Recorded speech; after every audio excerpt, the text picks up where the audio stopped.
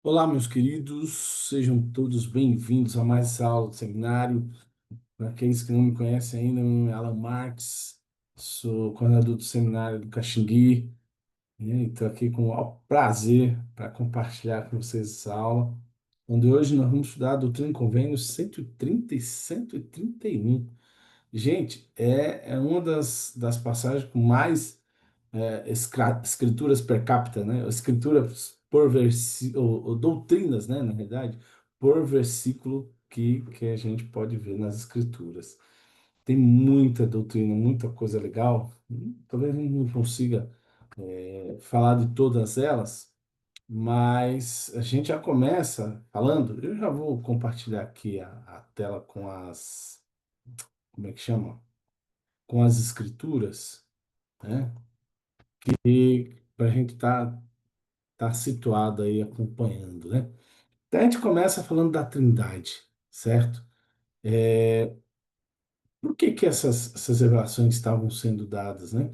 Muitas das coisas, dos conhecimentos das doutrinas, estão totalmente deturpadas, totalmente diferentes daquilo que Deus estabeleceu e é a verdade, né? E uma das coisas é a própria natureza de Deus, né? A gente já falou lá atrás, quando falamos da primeira visão, né? Só na primeira visão a gente tem dezenas de doutrinas reveladas lá. E uma delas, e algumas delas relacionadas à Trindade, à natureza de Deus, de Jesus Cristo, do Espírito Santo, porque até hoje as pessoas têm concepções que são diferentes daquilo que o Senhor estabeleceu, como a própria Trindade, respeitamos todas as crenças, isso é, é fato, não há o que questionar quanto a isso, mas sabemos que, com relação à Trindade, né, como diz a primeira regra de fé,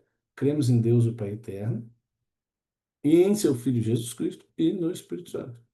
São três personagens, né, distintos, né? A gente aprende um pouquinho sobre a natureza deles aqui. Vamos ver aqui alguns versículos para ajudar a gente a visualizar essas verdades aqui. Então, por exemplo, dos versículos de 1 a 3, que diz: Quando o Salvador se manifestar, né, estamos aguardando a segunda vinda. O Evangelho de Jesus Cristo foi restaurado nesses últimos dias em preparação para a segunda vinda do Messias. Mas, né, pode ser que alguém receba o chamado de eleição, alguém, né, tenha a sua experiência, mas o que ele lembra e que ele fala, né, quando o Salvador se manifestar, quer dizer, vê-lo-emos como é. E veremos que é um homem como nós. Legal, né? E que a mesma sociabilidade que existe entre nós aqui existirá entre nós lá. Só que é, será acompanhada de glória eterna, glória essa que não experimentamos agora, certo?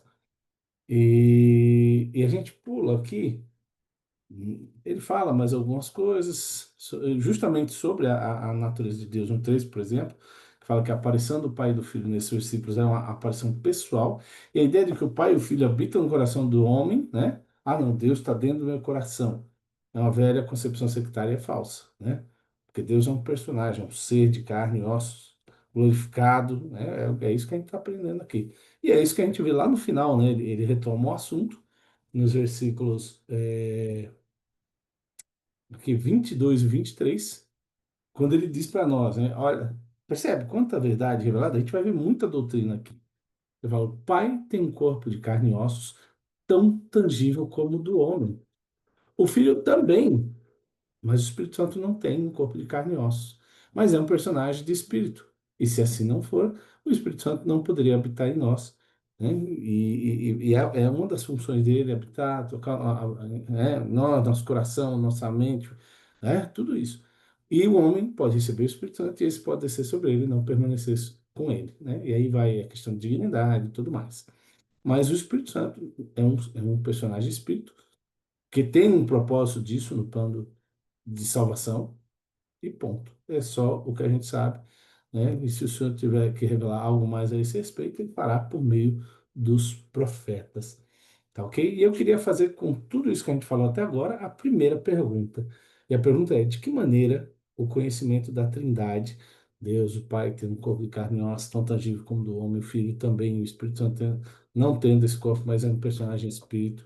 Essas verdades, a natureza de cada um, o papel deles, né? Deus, o Pai, Criador dos céus e até o Cristo, né? O Filho, né? O unigênito Salvador do mundo, o Espírito Santo, como um Deus também, por isso que é um membro da Trindade, né? Então, de que maneira esse conhecimento faz diferença na tua vida? Dá uma pausa aí, faz uma reflexão sobre isso e responde lá a pergunta lá no formulário. De que maneira o conhecimento da Trindade faz diferença em sua vida? Beleza? Então vamos lá. Ou vamos ver outra doutrina contida nessas, porque a igreja está precisando, né, trazer o povo para as verdades de Deus estabelecidas, né? Então muita coisa foi revelada por essas passagens do tempo, como a gente teve essa grande parte esse propósito, né? Então, a outra que a gente pode ver aqui é que é o que a gente vê no 18 e 19. E essas eram escrituras de domínio, né? Algumas ainda permanecem, enfim. Mas essa 18 e 19 gosto também, que fala que qualquer princípio de inteligência que alcançarmos nessa vida surgirá conosco na ressurreição. E se nessa vida uma pessoa, por sua diligência e obediência, adquirir mais conhecimento e inteligência do que outra, ela terá tanto mais vantagem no mundo futuro, certo? Então, a gente aprende que, inclusive aqui, ele fala também a respeito disso no 131, 6, né? Quando fala que é impossível o homem ser salvo em ignorância. Está relacionada com ela aqui. Vamos voltar lá, 18, 19. Que, né, todo esse princípio de inteligência que alcançarmos nessa vida surgirá conosco na ressurreição e teremos tanto mais vantagem no mundo vindouro, porque é impossível homem ser salvo em ignorância, né? A gente não está falando, entre juntando essas duas passagens, mas quer dizer que se eu não conhecer história, física, matemática, biologia, eu não vou ser salvo? Não, esse conhecimento, né, vai fazer com que tenhamos tanto mais vantagem no mundo futuro, né? Não é à toa que o Senhor colocou todo esse conhecimento, aliás, né, para sermos deuses, porque essa vida temos que preparar-nos para nos encontrar com Deus, e exaltação, o que que é exaltação?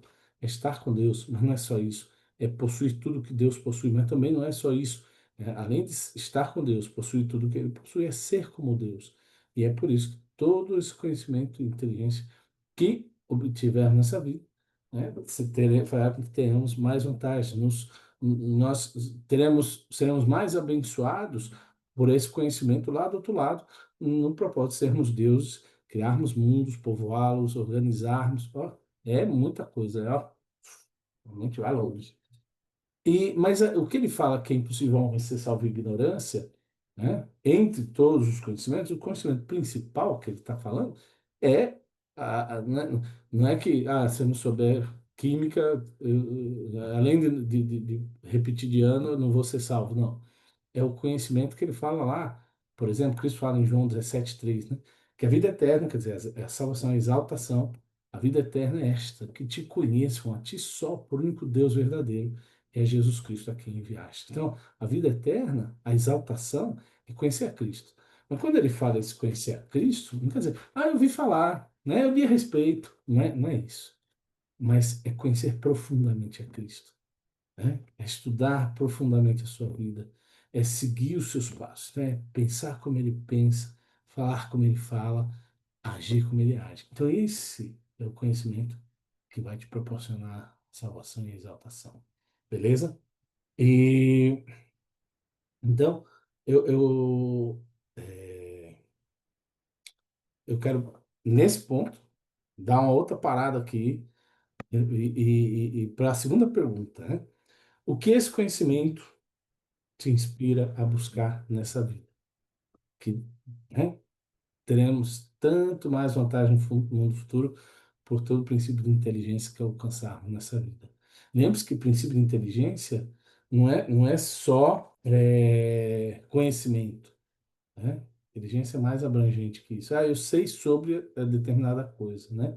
Mas ele tem mais verdades contidas sobre isso. Quem fala um pouco sobre isso, eu vou compartilhar a tela com a gente, é o Elder. Opa. Elder Neil A. Maxwell. Deixa eu colocar aqui para a gente. Aqui, ó. Pronto. Vou colocar aqui. Elder Neil A. Maxwell, ele fala o seguinte a esse respeito. Olha o que ele diz. É, se ponderarmos no que levaremos conosco quando nos erguermos na ressurreição, é bem evidente que teremos nossa inteligência, não simplesmente o nosso QI, aquilo que eu estava falando, mas também a nossa capacidade de receber e colocar em prática a verdade. Neil Maxwell, só mencionando, ele foi do Quórum dos Doze Apóstolos. Então, repetindo, se ponderarmos no que levaremos conosco, tanto mais vantagem no futuro, né? Ele está dizendo aqui, se ponderarmos no que levaremos conosco quando nos erguermos na ressurreição, é bem evidente que teremos nossa inteligência, ok? Não simplesmente o nosso QI. A diferença, a quantidade de conhecimento, de inteligência, né? O que é essa inteligência? Mas também a nossa capacidade de receber e colocar em prática a verdade. Ó, aí é a sabedoria em usar o conhecimento e a inteligência. Nossos talentos, atributos e habilidades se levantarão conosco e, sem dúvida, também nossa capacidade de aprendizado, nosso grau de autodisciplina e nossa capacidade de trabalhar. Então, tudo isso está dentro desse contexto, certo? Então, pergunta número 2, só repetindo, o que esse conhecimento te inspira a buscar nessa vida, certo? Então, para, faz uma reflexão aí do que, né, deve ser prioridade na tua vida, né? E tendo a perspectiva eterna, né? Porque se a gente olha só por nossos pés, pouco nós vamos chegar e entender, tá bom? Então, responde lá a pergunta número 2. Bora ver mais uma doutrina? Adoro. Bora lá. Vamos ver aqui em. Cadê aqui? Doutrina apenas 130. Aqui, ó. 20 e 21. Não, essa a gente já viu. Não, não, é 20 e 21 mesmo, perdão. É que a gente foi para 21 e 22, agora é 20 e 20. Vimos a 17, 18. Aliás, 18, 19, agora 20 e 21. Eita, a gente aí vai ficando confuso, né, gente? 20 e 21 são três pontos de doutrinas distintos. Ele fala: há uma lei irrevogavelmente decretada nos céus, no céu, antes da fundação deste mundo, na qual todas as bênçãos se baseiam. E que ele é essa, e quando, né? É isso, né? E ele explica, né? E quando recebemos uma bênção de Deus, é por obediência à lei, qual ela se baseia. Simples assim, né? Se eu quero ter saúde, eu, né, tenho que viver a palavra de sabedoria. Se eu quero que as janelas do céu se abram na minha vida, tenho que viver a lei do dízimo e assim por diante. Cada mandamento tem sua bênção correspondente, né? Então, é uma lei simples, né? Uma lei que nos ajuda a compreender as verdades eternas. É uma lei que demonstra a justiça e a misericórdia de Deus. Uma lei, vamos ver aqui um exemplo disso, né? Que é, por exemplo, ah, falando das bênçãos recebidas pela obediência à lei. Então, ele dá um exemplo aqui no 131, quando ele fala do reino celestial, por exemplo. Ele fala que na glória celestial há três céus julgados. Para obter o mais elevado, um homem precisa entrar na ordem do sacerdócio, que significa o novo e eterno convênio do casamento. Então, o mandamento é o casamento, certo? E tem bênçãos decorrentes disso. E essas bênçãos a gente vai ver mais para frente no capítulo da São 132, ele fala né, de forma bem extensa sobre as bênçãos inimagináveis até. Mas ele coloca aqui, e para obter o mais elevado, o homem precisa entrar nessa ordem do sacerdócio que significa o novo e eterno convênio, e lembra, né? E se não fizer, não poderá recebê-lo. Poderá entrar em outro, mas esse será o fim do seu reino e não poderá ter descendência. Então, o que significa, né? A gente falou, né, falando de obediência, né, e bênçãos decorrentes da obediência daquele mandamento específico. Então, por exemplo, a gente fala muito de exaltação. Quando a gente fala de salvação, a salvação é assunto individual. A minha salvação depende de mim, das minhas escolhas. Eu não posso culpar ninguém. Ah, não, eu não fui salvo porque o fulano. Não, não, não, não. É minha responsabilidade. Então, a salvação é individual. Mas a exaltação, ela é um assunto de família. Então, a salvação significa que nós vamos habitar com Deus. Mas isso significa exaltação? Não. Né? O que significa exaltação? É estar com Deus? É, mas não é só isso. A gente acabou de falar nisso, né? O que mais significa exaltação? É possuir tudo que Deus possui? É, não é só isso. Mas, mais do que isso, exaltação é ser como Deus. E para que sejamos como Deus, está aqui o mandamento que nós precisamos viver. O novo e eterno convênio, né? Nessa ordem do sacerdócio, o casamento eterno, o saramento no templo. Né? Então, e aí nós vamos poder ser como Deus. E o que isso acarreta? Nós vamos, como Deus, olha que visão incrível, né? Criar mundos e povoá-los, né? Povoá-los com o quê? Com filhos espirituais, a descendência que ele fala aí, né? E se nós não obtivermos a exaltação, a gente pode até herdar o reino celestial, mas não como seres exaltados, mas como seres que, né, celestiais e tudo mais, mas com essas restrições que são bênçãos, né, daqueles que são exaltados, daqueles que vão ser, não vão só estar com Deus, não possuir tudo que Deus possui, mas serão como Deus. Né? Conhecimento extraordinário. E aí vamos para a pergunta 3, já que nós estamos com essa visão e perspectiva aqui desse mandamento tão extraordinário. O que você estaria disposto a esperar para obter as bênçãos dos céus, as maiores, né? A exaltação? O que você está disposto a abrir mão para isso? Tá? Então, faz uma reflexão e, e, e faz a tua pergunta. A pergunta número 3. E para ajudar a gente como é que chama? Para ajudar a gente como é que fala? A responder isso, tem um videozinho bacana aqui, ó. Tem primeiro uma citação, né, do Elder Scott. Eu ia passar, mas acho que ela é válida também. Ela diz o seguinte: reflitam sobre a vida, não apenas o que vai acontecer hoje ou amanhã. Não desista do que mais desejam na vida por causa de alguma coisa que vocês pensam querer agora. Por que ele está falando isso? É que a gente está vendo essas bênçãos da exaltação, bênçãos lá junto a Deus, que a gente tem que viver mandamentos, né? E aí é onde a gente volta para a pergunta: o que eu estou disposto a esperar ou abrir mão aqui nessa vida para obter as bênçãos da eternidade, as bênçãos da salvação e da exaltação? Tem um experimento, acho que muitos já conhecem, chama experimento do marshmallow, onde crianças são colocadas ali na, numa sala e eles recebem um marshmallow. Eu não vou contar. Eu vou contar porque tá legendado. Então, a ideia é, eles podem comer, mas se eles esperarem, né, até a pessoa voltar, eles podem ganhar dois. Então, essa é a temática. Vamos para o vídeo, depois a gente debate um pouquinho disso aqui.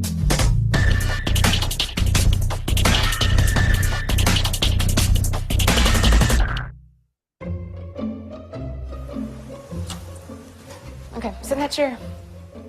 All right, here's the deal. Marshmallow for you. You can either wait, and I'll give you another one if you wait, or you can eat it now. When I come back, I'll give you another one, so then you'll have two. But stay in here and stay in the chair till I come back, okay? All right.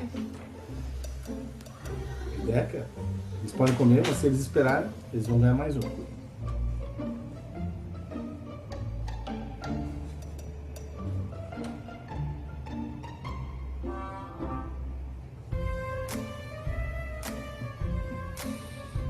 Sofrimento.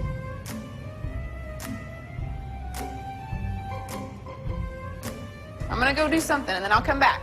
It smells yummy. It smells really good.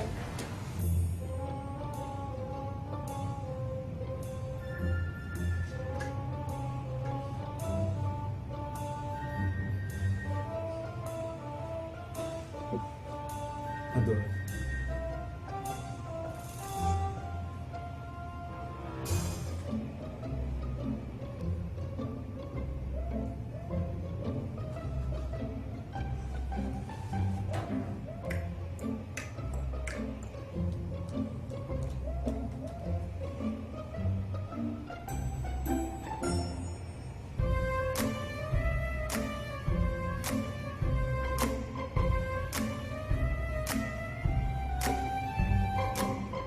All right, so it's up to you. You can have it now or you can wait.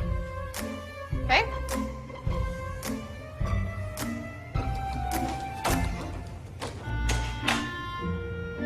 I'll be back. Stay in the chair, okay? Okay.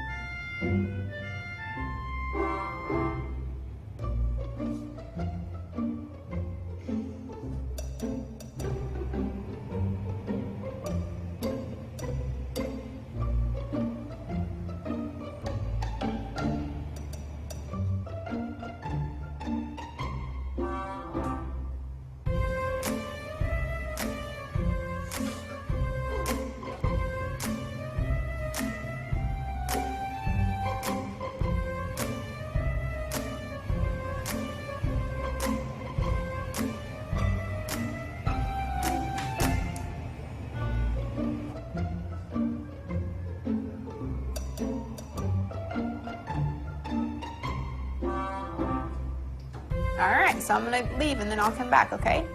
So you can either eat it right now or you can wait. Either way, okay? Okay.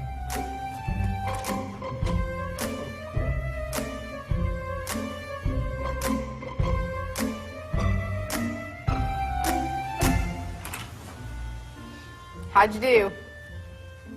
Did you do good? You did? Yeah.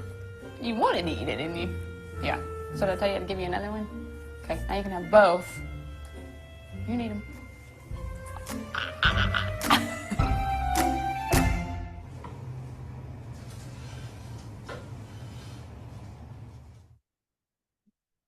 Ai, ai.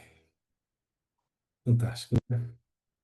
Então, por que que a gente está passando isso, né? Porque aprendemos que aquilo que vem de Deus sempre é o melhor, né? As bênçãos que provêm do cumprimento dos mandamentos são infinitamente melhores e esse é um meio de nos fazer, de obtermos felicidade real e duradoura, né? Como, né, a gente viver um mandamento, a gente, por exemplo, se guardar, esperar para, né, se entregar a um futuro cônjuge, né, dentro dos laços do matrimônio. Então, que nós possamos não olhar só para o agora, só para o marshmallow que está na nossa frente, mas que tenhamos a perspectiva eterna e vejamos as infinitas bênçãos que são muito melhores que Deus tem para nós. Escolha o certo, escolha seguir a Cristo, escolha usar a sabedoria e a inteligência que nos proporciona a vida eterna, que é conhecer a Cristo, nos achegar a Ele, viver uma vida semelhante à de Cristo. Né? A gente vive cantando hino, eu quero ser como Cristo, então que vivamos de acordo com as palavras desse hino. Essa é a minha mensagem e a aula que eu gostaria de compartilhar com vocês hoje e faço isso em nome de Jesus Cristo. Amém.